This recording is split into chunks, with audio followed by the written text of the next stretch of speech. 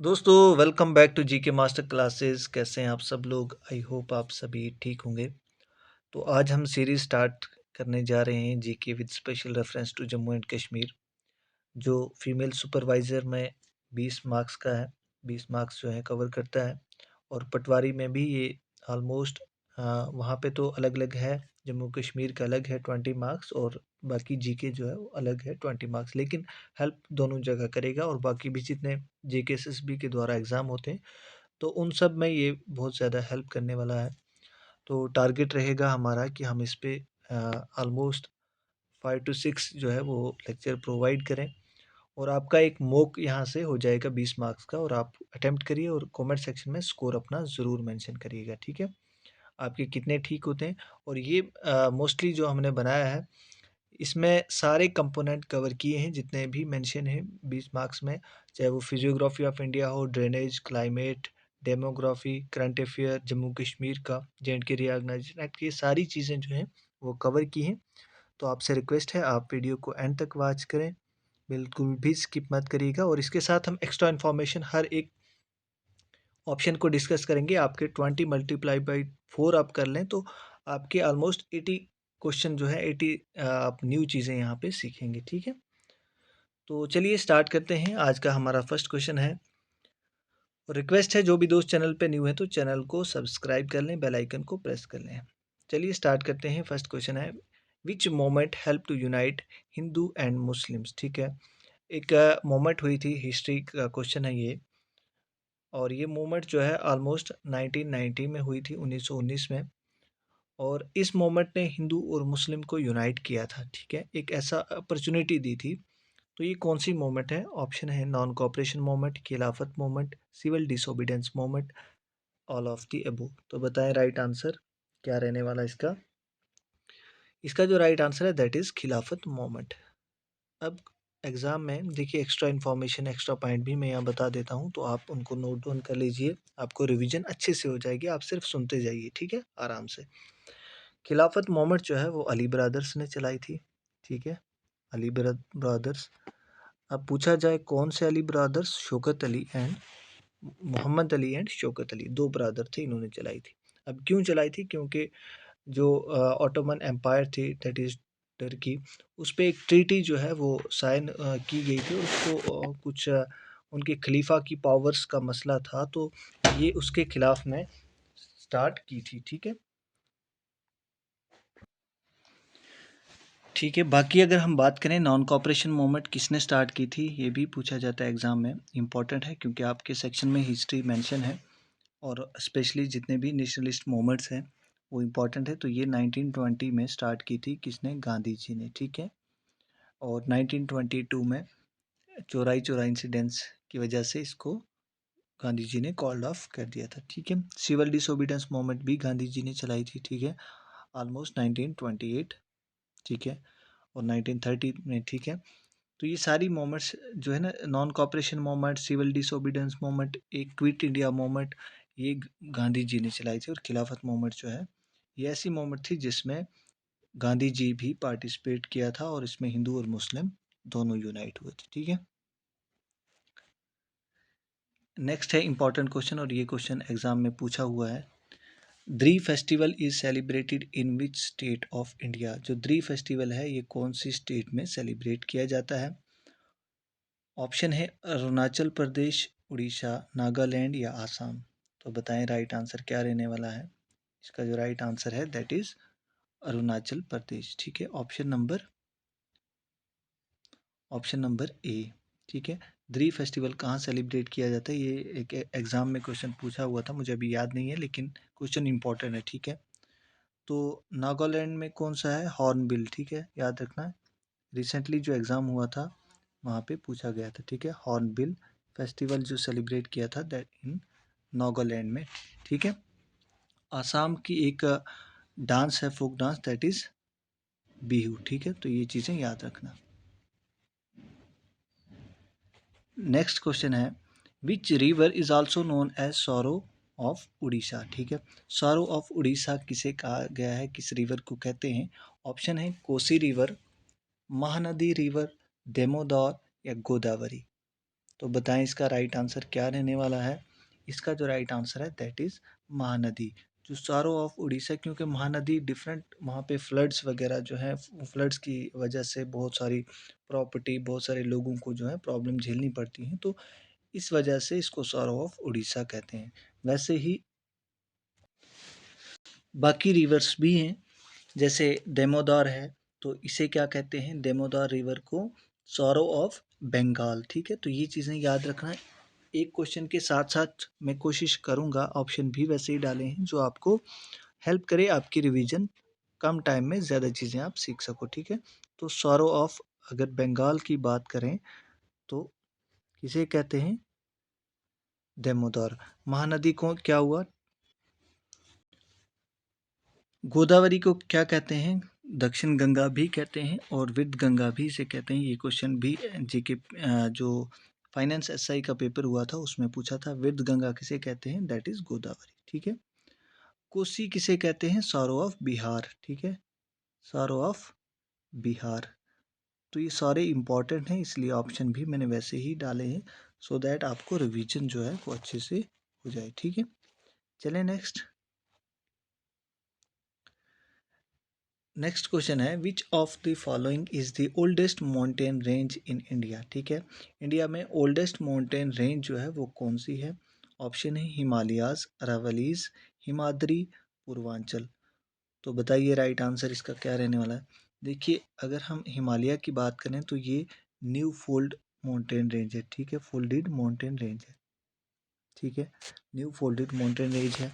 हिमाद्री किसे कहते हैं, हिमाद्री जो है आप मुझे कमेंट सेक्शन में बताएंगे। पूर्वांचल जो ईस्ट हिमालय है ना, ईस्टर्न साइड में जो हिमालय पहुंचता है दैट इज पूर्वांचल। ठीक है, उसे पूर्वांचल कहते हैं। तो बताएं राइट आंसर इसका क्या रहने वाला है। इसका जो राइट आंसर है दैट इज अरावलीज। ठीक है, अरावलीज जो है वो ओल्डेस्ट माउंटेन रेंज है। ठीक है, चले नेक्स्ट। ऑप्शन नंबर बी जो है वो राइट है। नेक्स्ट क्वेश्चन है, Kempegowda airport is located in which city of India. ठीक है, केम्पेगोडा केम्पेगोडा एयरपोर्ट जो है वो कौन सी सिटी में लोकेट करता है। ऑप्शन है बेंगलुरु, दिल्ली, कोलकाता या श्रीनगर। तो बताएं राइट आंसर क्या रहने वाला है। इसका जो राइट आंसर है that is option number A. ठीक है, अब श्रीनगर में कौन सा है, तो शेखुल आलम। ठीक है, शेखुल आलम इंटरनेशनल एयरपोर्ट है। ठीक है, कश्मीर में। तो बाकी सिटी का भी देख लें। दिल्ली में कौन सा है, बताओ मुझे, दिल्ली में कौन सा है। वेरी गुड, तो आप ये कमेंट सेक्शन में बताएंगे। ठीक है, कोलकाता में कौन सा है ये भी आप कमेंट सेक्शन में बताएंगे। नेक्स्ट इंपॉर्टेंट क्वेश्चन है, in which year Sikkim state was formed. Sikkim state जो है वो कब बनी थी। ऐसे क्वेश्चन जेकेएसएसबी डालता है, जो हम चीज़ें कभी कभार नहीं भी पढ़ के जाते हैं तो बेसिक क्वेश्चन डाल देता है, और वो हमारे लिए क्या हो जाती है, वो प्रॉब्लम वहाँ पे क्रिएट करती है, क्योंकि हम ये स्टैटिक क्वेश्चन देखते नहीं हैं, तो यही क्वेश्चन हमारे गलत हो जाते हैं। तो इन चीज़ों को अच्छे से देखना आपको। सिक्किम स्टेट कब बनी है, बताएं। ऑप्शन गिवन है।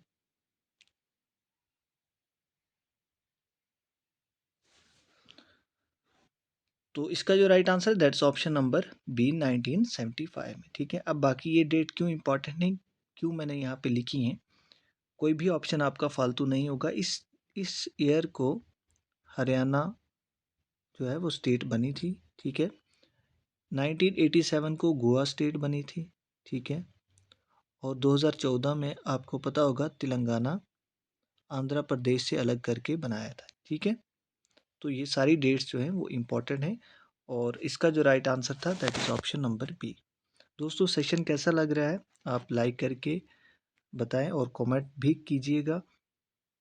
अगर हम आपके लिए पीडीएफ क्रिएट करते हैं, लेक्चर लाते हैं, मटेरियल बहुत जगहों से कंसल्ट करके इकट्ठा करके लाते हैं, तो आपका एक कमेंट तो बनना चाहिए, एक लाइक जो है वो ज़रूर करें। ठीक है, इससे क्या होता है, हमें थोड़ी सी मोटिवेशन मिल जाती है और हम जो है नेक्स्ट उससे बेहतर करने की कोशिश करते हैं।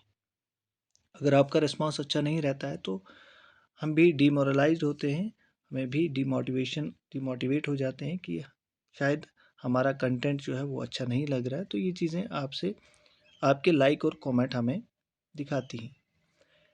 नेक्स्ट क्वेश्चन है, Dachigam national park is famous for which animal species. जो डाचीगम नेशनल पार्क है, बहुत आसान क्वेश्चन है, आपने जम्मू कश्मीर ओवरऑल पढ़ा भी होगा।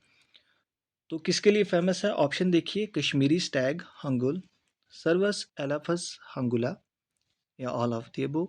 तो अब कुछ बच्चे जो यहाँ पे क्या करेंगे ना, सीधे जल्दी जल्दी में हंगुल को टिक कर देंगे, ठीक है, जिन्होंने सुना होगा हंगुल के लिए फेमस है, या कुछ बच्चे कश्मीरी स्टैग को टिक कर देंगे। लेकिन आराम से पढ़िएगा क्वेश्चन। क्वेश्चन मैंने कोशिश की है JKSSB के पैटर्न पे क्वेश्चन यहाँ पे सेट की है। तो देखिए, कश्मीरी स्टैग भी हंगुल को ही कहते हैं, हंगुल भी वही सेम है, और सर्वस एलाफस इसका साइंटिफिक नेम है, ठीक है। तो ये चीज़ें अच्छे से देखिएगा। इसका जो राइट आंसर है that is all of the above. अब डचीगाम नेशनल पार्क कहाँ पे है? श्रीनगर में है, सबको पता है, और इसको 10 विलेजेस के नाम से ही जाना जाता है। तो ये हंगुल के लिए फेमस है, ठीक है। अब यहाँ पे क्वेश्चन है, ozone day is celebrated on. Ozone day कब मनाया जाता है? ऑप्शन है 16 सितंबर, 5 जून, या 5 सितंबर, या 22 मार्च। तो सारी डेट्स इंपॉर्टेंट है, इसीलिए ऑप्शन में रखी हैं। बताएं राइट आंसर इसका क्या रहने वाला है? राइट आंसर जो है दैट इज़ 16 सितंबर को, ठीक है। ओजोन की बात करें हम, तो देखिए, एक गुड ओजोन होती है और एक बैड ओजोन। अगर बैड ओजोन की बात करें ना हम, तो वो ट्रोपोस्फियर में पाई जाती है, ठीक है, ट्रोपोस्फियर। तो ये चीज़ें पूछी जाती है एग्जाम में, इसलिए बता रहा हूँ। अब गुड ओजोन कहाँ पाई जाती है? गुड ओजोन जो है वो स्ट्रेटोस्फियर में पाई जाती है, ठीक है, स्ट्रेटो जो एटमॉस्फेरिक की सेकंड लेयर है, ठीक है। और जितने भी जो वेदर फिनोमेना होता है वो सारा ट्रोपोस्फियर में होता है, और एरोप्लेन जो चलते हैं दैट इज स्ट्रेटोस्फियर, ठीक है। और स्ट्रेटोस्फियर में ही ओजोन है। ओजोन क्या है? एक लेयर है, एक ब्लैंकेट की तरह है, जो हमें यूवी रेज से, जो अल्ट्रा वायलेट रेज सन से आती हैं, उनसे हमें प्रोटेक्ट करती है। अगर ये सन रेज जो है वो डायरेक्ट अर्थ पे पड़ जाती हैं, तो हमें different type of disease like sun के स्किन कैंसर वगैरह हो सकता है। तो ये चीज़ें इम्पॉर्टेंट हैं, इसीलिए यहाँ पे डिस्कस करना इम्पॉर्टेंट है। अब एक कन्वेंशन हुई थी, एक प्रोटोकॉल साइन हुआ था ओजोन की गैस को कम करने के लिए, लाइक CFC, क्लोरोफ्लोरोकार्बन, बाकी भी जितनी गैसेस हैं जो ओजोन लेयर को डिप्लीट करती हैं, उनके लिए एक मॉन्ट्रियल प्रोटोकॉल हुआ था, तो 1987 में। तो ये चीज़ें इंपॉर्टेंट हैं, देख लीजिएगा, ठीक है। अब 5 जून क्यों इम्पोर्टेंट है? आप सबको पता है, ये अर्थ डे मनाया जाता है, एनवायरनमेंट डे जो है इसको मनाया जाता है, ठीक है, एनवायरनमेंट डे। उसके बाद 5 सितंबर टीचर डे, ठीक है, टीचर डे सेलिब्रेट किया जाता है। डॉक्टर S राधाकृष्णा, ठीक है, सर्वपल्ली राधाकृष्णा के उसके बर्थडे पे, ठीक है। और 22 मार्च जो है क्यों सेलिब्रेट किया जाता है? दैट इज़ वाटर डे, ठीक है। नेक्स्ट चलें। आई होप आपको बेनिफिट हो रहा है, आपकी रिवीजन जो है वो अच्छे से हो रही है। कोशिश मेरी ये रहती है, ऑप्शन भी वैसे डाले हैं सो दैट आपको एक MCQs, आपको जस्ट एक MCQs यहाँ से नहीं मिल रहा, आपको एक MCQs में 3 4 5 चीज़ें जो हैं वो एक्स्ट्रा मिल रही हैं। तो आप इनको गेन करिएगा, आप इनको सुनिएगा अच्छे से, ठीक है, क्योंकि लिखना साफ यहाँ नहीं बनता है, तो आप आराम से सुने। Who was the author of book Waqiat Kashmir? अब जम्मू कश्मीर भी है इसमें, तो मैंने वो क्वेश्चन भी रखे हैं, करंट अफेयर के क्वेश्चन भी रखे हैं, तो आप एंड तक वॉच ज़रूर करिएगा और अपना स्कोर अपना खुद के एनालाइज करिए, एनालिसिस करिए कि मैं कहाँ पे फॉल कर रहा हूँ या कर रही हूँ। तो आप कमेंट सेक्शन में ज़रूर बताएं। Who was the author of book Waqiat Kashmir? Waqiat Kashmir book का ऑथर कौन है? ऑप्शन है पीर हसन शाह, ख्वाजा महमूद, बीरबल कचरू, या कल्हना। देखिए, कल्हना को तो आपको पता है, राजतरंगिणी लिखी है, ठीक है। कल्हन ने क्या लिखी है? राजतरंगिणी, ठीक है। बीरबल कचरू ने क्या लिखा है? तो इन्होंने मुख्तसर तारीख़ कश्मीर, यानी मुख्तसर तारीख़ कश्मीर, ये किसने लिखी है? बीरबल। इसका जो राइट आंसर है ना that is option number B, ठीक है, ख्वाजा महमूद। पीर हसन शाह ने क्या लिखा है? तारीख़ तारीख़ हसन, ठीक है, इन्होंने तारीख़ हसन। तो ये सारी बुक्स इंपॉर्टेंट हैं जम्मू कश्मीर की। इनके अलावा भी कुछ बुक्स हैं जैसे valley of Kashmir, Walter Lawrence ने लिखी है। लैंड ऑफ नमाज किसने लिखी है? अलेक्जेंडर कुनिनघम ने। उसके बाद तारीख़ कश्मीर, मलिक हैदर। तो ये सारी बुक्स जो हैं वो सोर्सेस हैं जम्मू कश्मीर हिस्ट्री के और इम्पॉर्टेंट हैं, देख लीजिएगा। नेक्स्ट क्वेश्चन है विच place of Kashmir, sorry if नहीं है, ये ऑफ है, इसको आप करेक्ट कर लें, रेक्टिफाई कर लें। Which place of Kashmir is known as Anant of Kashmir. ये हमने मैराथन लेक्चर में सारी चीज़ें डिस्कस की हैं। अगर आपने मैराथन नहीं देखे हैं मेरे, आप प्लेलिस्ट में जाइए, आप वहाँ पे 3-4 मैराथन हैं, एक जम्मू कश्मीर के करंट अफेयर पे और 3 जम्मू कश्मीर के जितना भी जीके है। तो आपका जम्मू कश्मीर का ऑलमोस्ट उन मैराथन लेक्चर से हो जाएगा। और पीडीएफ भी अगर वो लेना चाहते हैं तो कमेंट सेक्शन में मैं नंबर दे दूंगा, आप व्हाट्सअप करिए, पीडीएफ ले सकते हैं। तो आनंद ऑफ कश्मीर किसे कहते हैं? ऑप्शन है कुलगाम, पुलवामा, श्रीनगर, बांडीपुरा। तो इसका जो राइट आंसर दैट इज़ पुलवाम। ठीक है, अब बाकी डिस्ट्रिक्ट के लिए भी कुछ एक दो पॉइंट जो है वो सीख लेते हैं यहाँ पे। श्रीनगर को क्या कहते हैं? विनाई इन द ईस्ट। ठीक है, न्यूक्लियस ऑफ कश्मीर, पूरे कश्मीर का न्यूक्लियस भी श्रीनगर को कहते हैं। डल लेक है यहाँ पे, शालीमार बाग है, उसके बाद हरी पर्वत फोर्ट है, निशात बाग है। ये सारे बाग जो है वो यहाँ पे श्रीनगर में लोग, ये टूरिस्ट है। हज़रत बल शहराइन है जिसे चार शरीफ भी कहते हैं, असार शरीफ भी कहते हैं, तो ये भी श्रीनगर में है ऑन द वेस्ट शोर ऑफ डल लेक। बांडीपुरा में क्या है इम्पॉर्टेंट है? वुलर लेक जो है आपकी, फ्रेश वाटर लेक, ये बांडीपुरा में है। ठीक है, चले next. Who was the first Indian ruler to have abolished the custom of sati among Hindus? कौन सा पहला रूलर था जिसने, मोस्टली कश्मीर में भी इस रूलर ने कश्मीर में राज किया है और इन्होंने सती सिस्टम को एबॉलिश किया, जो कि सती सिस्टम जो ऑर्थोडॉक्स हिंदूज़ थे उनमें प्रीवेल करती थी एंशिएंट टाइम में, जिसमें एक वुमेन को जो है अपने हस्बैंड के साथ उसकी चिता के साथ ज़िंदा जलना पड़ता था। तो ये प्रथा जो सती प्रथा थी, ये इसको किसने ख़त्म किया है? सुल्तान ज़ैनुल आबिदीन, सुल्तान सिकंदर, बोथ या नन ऑफ द अबव। तो इसका जो राइट आंसर है दैट इज़ सुल्तान सिकंदर। अब सुल्तान सिकंदर को एक और नाम से जाना जाता है, याद रखना, बुत शिकान। ठीक है, बुत शिकान इनको कहते थे।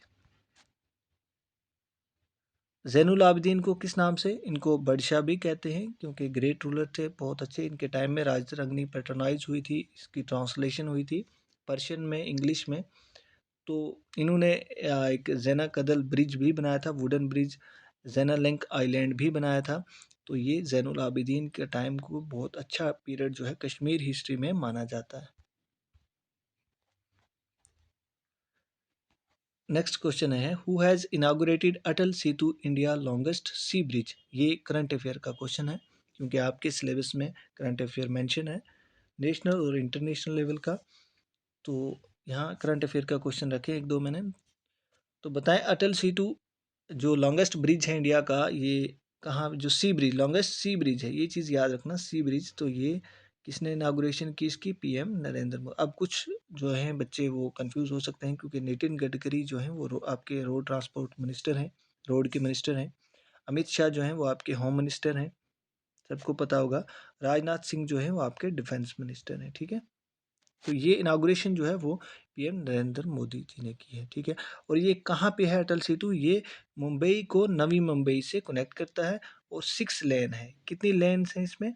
6 लेन्स। ठीक है, ऐसे इस ब्रिज के ऊपर। ठीक है, 6 लेन्स हैं और इसकी टोटल लेंथ जो है वो कितनी है? इसकी 21.8 किलोमीटर इसकी लेंथ है। ठीक है, तो ये चीज़ें याद रखना। चले नेक्स्ट। ये भी करंट अफेयर का क्वेश्चन है which state government launch my school my pride campaign. My school my pride campaign जो है वो कौन सी स्टेट की सरकार ने शुरू की है? ऑप्शन है जम्मू कश्मीर, हिमाचल प्रदेश, उत्तर प्रदेश, उत्तराखंड। तो बताएं राइट आंसर इसका क्या रहने वाला है? इसका जो राइट आंसर है दैट इज़ हिमाचल प्रदेश। ठीक है, हिमाचल प्रदेश की सरकार ने ये लॉन्च की है। अब ये स्कीम क्या थी, इस स्कीम का मेन पर्पस क्या था? क्योंकि एजुकेशन को अपलिफ्ट करना था, एजुकेशन सेक्टर को, तो इसलिए ये स्कीम जो है वो लॉन्च की है। ठीक है, चलें नेक्स्ट क्वेश्चन है, who was appointed as the first chief justice of Jammu and Kashmir high court. ठीक है, पहला चीफ जस्टिस बताएं, पहला चीफ जस्टिस जो है वो जम्मू कश्मीर हाई कोर्ट का कौन था। ऑप्शन है कंवर सेन, यादव नाथ सिंह, डॉक्टर करण सिंह या हरि सिंह। तो आप इसको एलिमिनेशन मेथड से भी कर सकते हैं। हरि सिंह जो है वो लास्ट डोगरा रूलर थे, डोगरा डायनेस्टी के। डॉक्टर करण सिंह पहले सदर रियासत थे और फर्स्ट गवर्नर भी थे जम्मू कश्मीर के। ये जो है JKPSC के पहले चेयरमैन थे। ठीक है, जो JKPSC है ना, ठीक है, उसके चेयरमैन थे। अब इसका जो right answer that is Kanwar Sen, ये पहले chief justice of Jammu and Kashmir थे। नेक्स्ट क्वेश्चन है, which of the following Indian state receive first monsoon rainfall. ठीक है, मॉनसून जब आता है ऑलमोस्ट 1 जून से जो है वो स्टार्ट हो जाता है। जून, आई थिंक जून या जुलाई ऐसे ही है। तो जब स्टार्ट होता है तो ये कहाँ से, कौन सी स्टेट इससे पहली रेनफॉल जो है वो रिसीव करती है, कौन सी ऐसी पहली स्टेट है। ऑप्शन है केरला, तमिलनाडु, राजस्थान, गुजरात। तो इसका जो राइट आंसर है दैट इज केरला। ठीक है, अब तमिलनाडु क्या करता है, तमिलनाडु जब मॉनसून रिट्रीट करता है, ठीक है, रिट्रीट मीन्स जब मॉनसून बैक आता है, वापस आता है, वापस जब आता है तो बे ऑफ बंगाल से मॉइस्चर उठाकर कहाँ पे करता है बारिश, तमिलनाडु। तो तमिलनाडु याद रखना एक एक्सेप्शनल केस है, क्योंकि ये जो ऑनगोइंग मॉनसून होता है उससे रेनफॉल रिसीव नहीं करता है। अगर क्वेश्चन में कभी ऐसे पूछा जाए कि कौन सी इंडियन स्टेट है जो रिट्रीटिंग मॉनसून, यानी जो मॉनसून वापस आता है, जिसे नॉर्थ ईस्ट मॉनसून भी कहते हैं, डिफरेंट नेम्स हैं, तो उससे बारिश रिसीव करती है, दैट इज़ तमिलनाडु। ठीक है, और ऑनगोइंग मॉनसून या साउथ वेस्ट मॉनसून की बात करें, उससे कौन सी स्टेट, या अगर ऐसे पूछा जाए वेस्टर्न घाट या ईस्टर्न घाट, तो वेस्टर्न घाट सबसे पहले बारिश रिसीव करती है। ठीक है, तो ये चीज़ें क्लियर होनी चाहिए क्योंकि आपके टॉपिक वहाँ पे एक क्लाइमेट भी है। चलें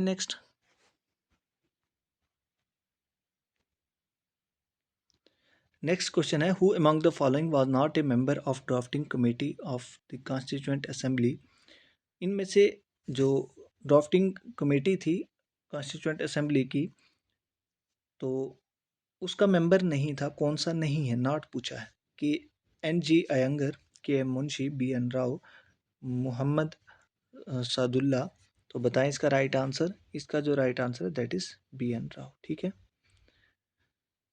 अब कॉन्स्टिट्यूएंट असेंबली क्यों बनी थी, इसका गठन क्यों हुआ था, क्योंकि इसको संविधान बनाना था। ठीक है, इंडियन कॉन्स्टिट्यूशन बनाना था। तो हमारा संविधान कब लागू हुआ आपको पता है, लागू जो हुआ था वो 26 जनवरी 1950 में हुआ था, लेकिन बनकर रेडी जो है वो 26 नवंबर 1949 में हुआ था। ठीक है, तो 2 साल 11 महीने और 18 दिन टोटल टाइम लगा था।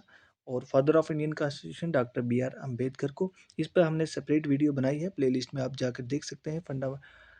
जो आपका जितने पॉलिटी के टॉपिक हैं तो वो वहाँ पे वीडियो आपको मिल जाएगी। ठीक है, डिटेल में वहाँ पे MCQs मैंने रखे हैं।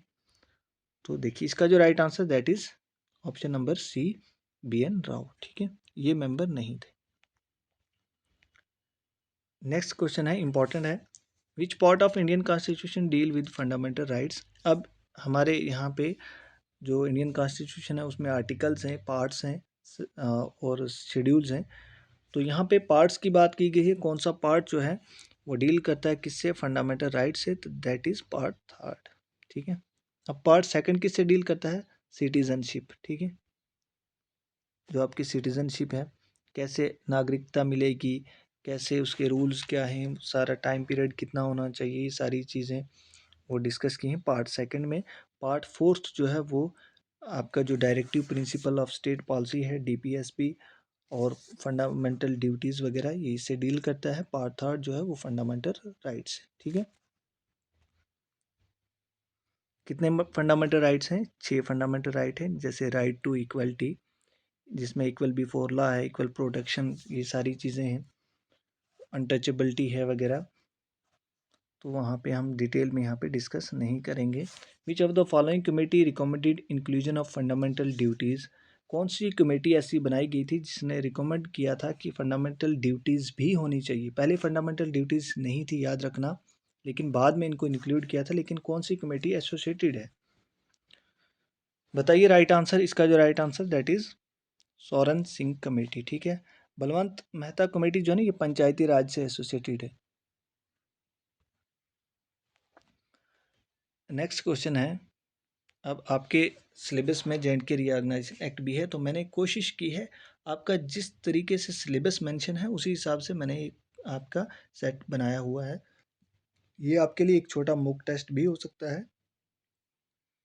विच सेक्शन ऑफ जे.एंड.के reorganisation act 2019 deal with the contingency fund? ठीक है, कंटीजेंसी फंड के लिए कौन सा सेक्शन डील करता है? किस सेक्शन में जम्मू कश्मीर रीऑर्गेनाइजेशन एक्ट के कंटीजेंसी फंड की बात की गई है? सेक्शन 69, सेक्शन 67, सेक्शन 65 या सेक्शन 14? अब सारे सेक्शन इंपॉर्टेंट हो जाते हैं। कितने सेक्शन है जे.एंड.के रीऑर्गेनाइजेशन में? 103। कितने शेड्यूल हैं? 5 शेड्यूल हैं। और कितने पार्ट्स हैं? तो 14 पार्ट्स हैं। तो ये सारी चीज़ें इंपॉर्टेंट हो जाती हैं। अब यहाँ पे इसका जो right answer that is section 69। Section जो सेक्शन जो 67 है ना, ये कंसोलिडेटेड फंड की बात करता है। कंसोलिडेटेड, अब एक होता है कंटीजेंसी, एक होता है कंसोलिडेटेड। तो इसका जो राइट आंसर था that is option number A. लेकिन बाकी सेक्शन की बात करें तो ये कंसोलिडेटेड, ठीक है, कंसोलिडेटेड फंड की बात करता है। और सेक्शन 65 ये किसकी बात करता है? ये एससी ऑर्डर की, ठीक है, applicability of SC order. Section 14 ये स्टेट की लेजिस्लेटिव असेंबली, उसकी कंपोजिशन, ठीक है, कितनी कैटेगरी की रिजर्वेशन वगैरह सारी चीज़ें सेक्शन 14 में आता है। ठीक है, आज के सेशन का लास्ट क्वेश्चन है और आप कमेंट में ज़रूर बताएंगे कि आपके क्वेश्चन कितने ठीक हुए। क्वेश्चन है, ऑन विच डेट जे.एंड.के reorganisation act received assent from president of India? जो बिल जे.एंड.के रीऑर्गेनाइजेशन एक्ट था उसको कब प्रेसिडेंट से एसेंट मिली है, कब साइन उन्होंने किया है? तो सारे ऑप्शन इंपॉर्टेंट हैं, आप सभी को देखिएगा, आपको आते भी होंगे लेकिन फिर भी डिस्कस थोड़े कर लेंगे। तो इसका जो राइट आंसर दैट इज 9 अगस्त 2019 को प्रेसिडेंट जो रामनाथ कोविंद थे वो साइन करते हैं। ठीक है, 5 अगस्त को ये बिल जो है वो राज्यसभा में इंट्रोड्यूस होता है, अमित शाह करते हैं। 6 को लोकसभा में इंट्रोड्यूस होता है, सेम डे पास हो जाता है, यहाँ भी सेम डे पास हो जाता है। और 31 अक्टूबर को ये बिल जो है वो एनफोर्समेंट हो जाती है, लागू हो जाता है। ठीक है, तो ये सारी डेट इंपॉर्टेंट है इसलिए ऑप्शन में रखी हुई। अब डेली की तरह आपके लिए होमवर्क है, आपको कमेंट में इसका आंसर करना है।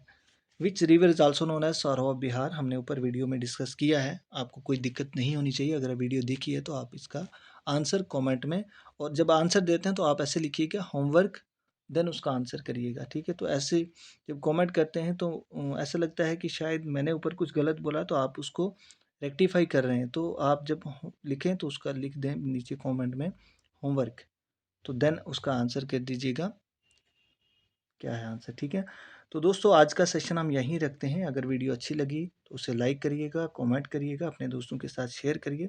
कमेंट से, लाइक से हमें थोड़ी बहुत मोटिवेशन मिलती है कि हमारा कंटेंट आपको अच्छा लगता है और हम फर्दर कोशिश करते हैं कि आपको इससे भी बेहतर प्रोवाइड करें। ठीक है, सो थैंक्स फॉर वॉचिंग, मिलते हैं नेक्स्ट वीडियो में।